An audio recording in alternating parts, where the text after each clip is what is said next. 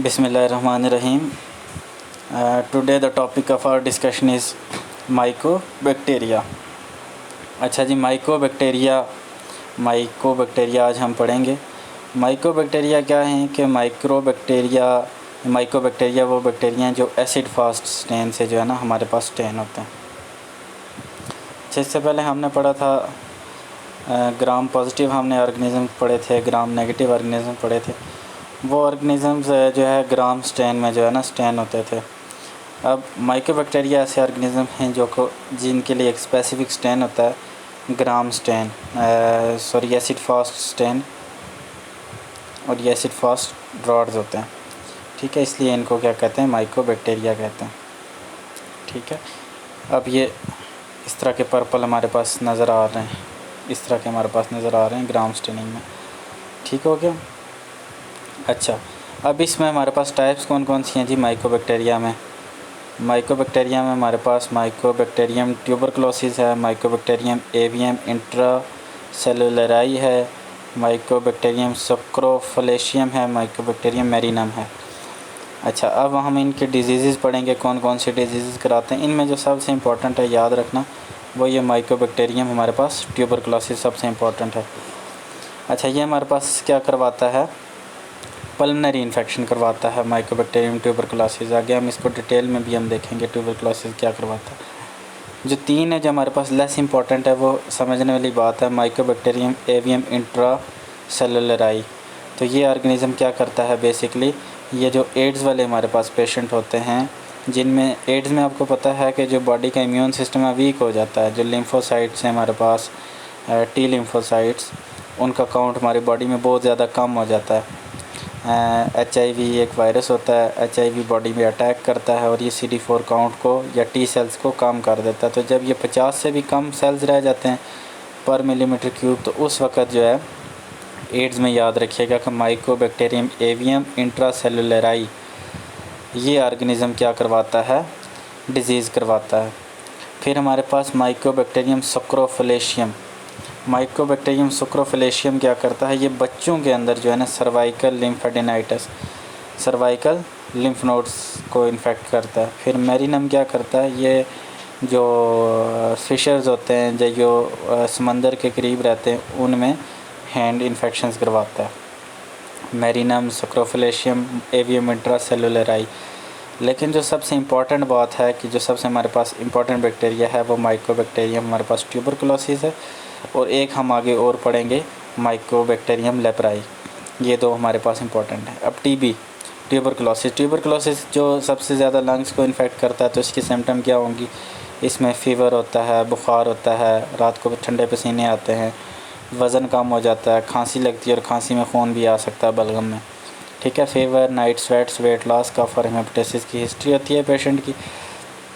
अच्छा, ट्यूबरकुलोसिस का ये होता है कि सबसे पहले ये हमारे पास लंग्स है, तो इसने लंग्स की लोअर लोब को फॉर एग्ज़ाम्पल इन्फेक्ट किया। ठीक है, यहाँ से जो इसके रेजिड्यूज़ हैं, फॉर एग्ज़ाम्पल उन्होंने जो लोकल लिम्फ नोड्स, आपको पता है लिम्फेटिक सिस्टम का काम क्या है, ये इन्फेक्शन को क्लियर करता है। तो लोकल लिम्फ नोड्स हमारे पास यहाँ पे स्वेलन हो जाएंगे। अच्छा, इनको हाइलर नोड्स हैं, ये हमारे पास गन फोकस है। ये पूरा जो हमारे पास एक बन गया, इसको गन कम्प्लेक्स कहते हैं। इसको हम क्या कहते हैं, गन कम्प्लेक्स कहते हैं। अच्छा, फिर आगे चलते हैं जी। अब इसमें से ये होता है कि 90% केसेस में ये ठीक हो जाता है हमारे पास, और 10% केसेस ऐसे हैं जिनमें ये हील नहीं होता। हील होगा तो फाइब्रोसिस करवा देगा। फाइब्रोसिस का मतलब ये है कि यहाँ पे फाइबर्स आ जाएंगे और एक एरिया था पूरा जिसको फाइब्रोसिस से हील हो गया। 10% केसेस में ये क्या है कि ये पूरी बॉडी में डिसेमिनेटेड डिजीज़ करवाता है।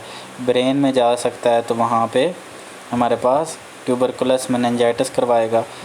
लंग्स में तो है ही है, लंग्स में भी ये फर्दर स्प्रेड कर जाता है। फिर ये लिवर में जा सकता है, स्प्लीन में जा सकता है, ये एड्रिनल ग्लैंड्स में जा सकता है, और इस तरह बोन्स और जॉइंट्स में जा सकता है। वर्टिब्रल कॉलम जो हमारे पास पीछे होती है, वर्टिब्रल कॉलम के अंदर भी ये जा सकता है। ठीक हो गया। अच्छा जी, आगे हम चलें। जो 90% केसेस में ये फाइब्रोसिस हो गई थी और हील हो गया था, ये दोबारा लाइफ में रीएक्टिवेट होकर सेकेंडरी ट्यूबरकुलोसिस करवाता है, और एपिकल जोन में फिर ये ज़्यादा लंग्स को ज़्यादा डिस्ट्रॉय करता है। तो ये चीज़ हमारे माइंड में होनी चाहिए। अच्छा, फिर इसको हम डिटेक्ट कैसे करते हैं? इसके बहुत सारे टेस्ट है ट्यूबरकुलोसिस के। एक तो इसमें हमने कहा ना ग्राम स्टेन का, दूसरा इसको AF स्टेन भी कहते हैं, ठीक है, AF स्टेन भी कहते हैं इसको, मैं एसिड फास्ट स्टेन कहते हैं, ग्राम स्टेन कह रहा हूँ, एसिड फास्ट स्टेन करते हैं इसमें, और स्टेन में हमें जो है ना माइकोबैक्टीरियम नज़र आ जाते हैं। ये हमारे पास एसिड फास्ट स्टेन है, कलर किया है, स्टेन मतलब रंग, कलर किया तो एसिड फास्ट स्टेन में हमें इस तरह के नज़र आ गए। फिर जी हमारे पास दूसरा इसका टेस्ट क्या है कि एक लोवेंस्टीन जेंसन, अगर ये मैं आगे भी आपको बताऊंगा, इसमें इसको कल्चर करते हैं, ग्रो करते हैं। फिर इसके बाद ये पहला टेस्ट आ गया, दूसरा टेस्ट आ गया, फिर तीसरा टेस्ट इसका ये हमारे पास PPD है। PPD मतलब ये PPD प्लाज्मा प्रोटीन डेरिवेटिव होते हैं। इसमें ये करते हैं कि इसको इंजेक्ट करते हैं स्किन के अंदर, और फिर हम स्किन के अंदर इंजेक्ट करते हैं तो अगर थोड़ी देर बाद फिर हम रेस्पॉन्स देखते हैं, ये इस तरह से व्हील बन जाती है। अगर व्हील बनने का मतलब ये है कि जो ट्यूबरकुलोसिस का जो हमने स्पेसिमेन स्किन में इंजेक्ट किया था उसके अगेंस्ट बॉडी ने रिएक्शन शो किया है। तो अगर ये पॉजिटिव आ गया तो इसका मतलब है कि बॉडी के अंदर या तो करंट इन्फेक्शन चल रहा है या पास्ट एक्सपोजर पहले का इन्फेक्शन मौजूद है, जिसकी वजह से बॉडी ने इसको रिएक्शन शो किया और हमारे पास इस तरह से स्किन के ऊपर एक व्हील बन गया, ठीक है। फिर हम इसका जो बायोप्सी के ऊपर देखें तो इस तरह का हमारे पास ग्रैनुलोमास बनते हैं। ग्रैनुलोमास का मतलब ये है कि इसमें ये साइड पे हमारे पास जॉइंट सेल्स होते हैं, बड़े बड़े सेल्स होते हैं, ठीक है। उन्होंने इस तरह का एक फोकस सा बनाया होता है, ठीक है। मैक्रोफेजेस मिल के, ठीक है, मिल के 2 में 3 मैक्रोफेजेस मिल के एक बड़ा सेल बना देते हैं, उसको हम लैंगरहैंस सेल्स कहते हैं, ठीक है। इस तरह के सेल्स हमें मिल जाते हैं।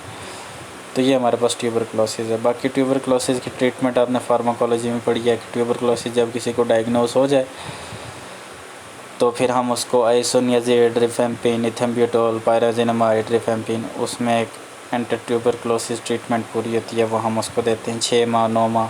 फिर कुछ रेजिस्टेंट केसेस होते हैं उसमें फिर फर्दर ट्रीटमेंट देते हैं। तो ये तो सब कुछ था ट्यूबरकुलोसिस के बारे में। अब हम ज़रा आगे चलते हैं नेक्स्ट स्लाइड के ऊपर। तो अब हमारे पास 2 बैक्टीरिया और रह गए। एक बैक्टीरिया और रह गया माइकोबैक्टीरियम लेप्रोजी, कोड भी इसको कहते हैं, हमने नाम सुना होगा। इसमें जो है ना ये एक तो ठंडे इन्वायरमेंट में होता है, ठीक है। जो कोल्ड जगह हैं उन पे इफ़ेक्ट करता है। तो अब इसमें जो याद रखने वाली बात है वो ये है कि इसकी 2 टाइप्स होती हैं। एक लेप्रोमेटस है, ठीक है, ये हमारे पास लेप्रोमेटस है, और फिर ये हमारे पास ट्यूबरकुलाइट, ये 2 टाइप्स होती हैं। लेप्रोमेटस ये थोड़ी ज़्यादा डेंजरस टाइप है, ठीक है, फेस को ज़्यादा इफ़ेक्ट करती है, और जो ट्यूबरकुलाइट है ये पेरीफ्रीज को, हाथों पाँव को ज़्यादा इफ़ेक्ट करती है, ठीक है। ये आपके समझने की बात है। तो ये हमारा माइकोबैक्टीरिया कवर हो गया। माइकोबैक्टीरियम ट्यूबरकुलोसिस इंपॉर्टेंट है। आज के लेक्चर में हम बस यही करते हैं। इसका दूसरे पार्ट में मैं आपको ग्राम नेगेटिव की क्लासिफिकेशन भी बता देता हूँ, बल्कि आज ही बता देता हूँ इसी में क्लासिफिकेशन, ताकि नेक्स्ट हम प्रोसीड करें। तो अच्छा, ग्राम नेगेटिव में हमारे पास ग्राम नेगेटिव हमने कहा था जो कि पिंक स्टेन करते हैं, जब उनको ग्राम स्टेन से स्टेन किया जाए तो पिंक स्टेन करते हैं। फिर इसमें हमारे पास कोकाई हैं, ठीक है, डिप्लो कोकाई हैं, रॉड्स हैं, बेसिलाई हैं, कोको बेसिलाई जिनकी स्फेरिकल भी होती है, रॉड शेप कंबाइन होती है, और फिर कर्व्ड हैं, ठीक है। अच्छा, बेसिलाई में हमारे पास नेसेरिया, कोकाई में हमारे पास, डिप्लो कोकाई में हमारे पास गोनोरिया और मेनिंजाइटिस है। एम से मेनिंजाइटिस, एम से माल्टोज एसिड डिटेक्शन, ये माल्टोज प्रोड्यूस करता है इसको, मेनिंजाइटिस, और दूसरा गोनोरिया, ठीक है। फिर इसी तरह कोको बेसिलाइस में हेमोफिलस इन्फ्लुएंजा, बॉडीटेला, ठीक है, पास्चुरेला, ब्रुसेला, फ्रांसिसेला। ब्रुसेला ब्राज़ील से याद रखें, फ्रांसिसेला फ्रांस से याद रखें, ठीक है। पास्चुरेला पेरिस से याद रखें। तो पेरिस, ब्राज़ील और फ्रांस ये यूरोपियन कंट्रीज़ हैं, तो इससे आप याद रखें कि ये सारे कोको बेसिलस हैं, ठीक है। फिर हम आ जाते हैं जो कर्व रॉड्स हैं, वहाँ पे हमारे पास फिलामेंटस है, ठीक है। यहाँ पे नोकार्डिया रेक्टिनोमाइसिस, यहाँ पे कर्व रॉड्स हैं। कैम्फाइलोबैक्टर जेजिनाई है हमारे पास, विब्रियो कोलरा है जो हैज़ा करवाता है, हेलिकोबैक्टर पाइलोराई है हमारे पास, ठीक है, एच पाइलोराई है। फिर इस तरह बेसिलाई की बात करें, अब लैक्टोज लैक्टिक एसिड के जो फर्मेंटेशन करते हैं बैक्टीरिया, जो लैक्टिक एसिड लैक्टोज़ को लैक्टिक एसिड में कन्वर्ट करते हैं, इसमें हमारे पास फिर स्लो फर्मेंटर्स हैं और फास्ट फर्मेंटर्स हैं। स्लो में हमारे पास सिट्रोबैक्टर सीरेशिया, फास्ट में हमारे पास ई कोलाई और क्लेबशेला, ये दो थोड़ा ज़्यादा इंपॉर्टेंट बैक्टीरिया हैं, ई कोलाई और क्लेबशेला। फिर इसी तरह हमारे पास जो लैक्टोज नॉन फर्मेंटेंस में फिर ऑक्सीडेज पॉजिटिव सूडोमोनास आ गया और ऑक्सीडेज नेगेटिव, ये 4 ऑर्गेनिजम्स हैं। इसमें फ़र्दर जो है ना हमारे पास H2S प्रोडक्शन, हाइड्रोजन डाइसल्फाइड जो प्रोड्यूस करते हैं बैक्टीरिया, उसमें साल्मोनेला है, और जो नहीं प्रोड्यूस करते वो शिगेला और यर्सीनिया। तो ये ग्राम नेगेटिव की क्लासिफिकेशन है जो आपको ओवरव्यू देना मकसद था। इसको हम 1 बाय 1 नेक्स्ट फिर जो है ना डिस्कस करेंगे। तो इसमें से आपकी असाइनमेंट जो है जो आपने ग्रुप में सबमिट करवानी है वो एक तो ग्राम नेगेटिव की क्लासिफिकेशन, ये वाला टेबल आप जहन में रखें, ये मैं आपको भेज भी दूंगा, ये आपने बनाना है। और फिर आपके दूसरा जो टेबल आपने बनाना है वो हमारे पास ये वाला टेबल है, ये आपने बना के मुझे भेजना है। इसकी बेस पे आपकी अटेंडेंस होगी। Thank you so much.